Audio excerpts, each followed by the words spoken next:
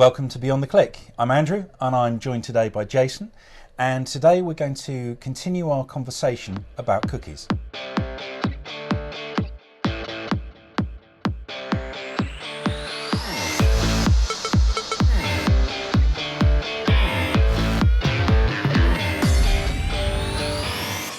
So Jason, last week we spoke about the cookie law and how it's important to be compliant with regards websites. But is it important in any other way other than the legal requirement? Yes, Andrew, it is. So, yes, so this is a consideration that that you may not have thought about, but if you advertise if you use pay-per-click advertising through Google, then Google now requires you to have gathered consent from end users on your website before you can really do much with the advertising platform. So you can still put just like an easy ad in search results without necessarily gathering consent from people.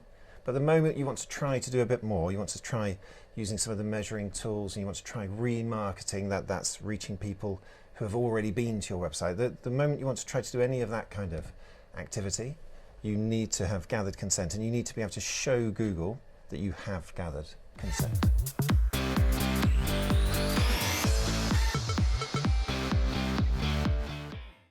So how do you know that you've got that consent approved with Google? Right. So there are a number of cookie widgets on the market, consent management platforms, to give them their full name. And we spoke last week, didn't we, about one of them, particularly Ilao, that we recommend.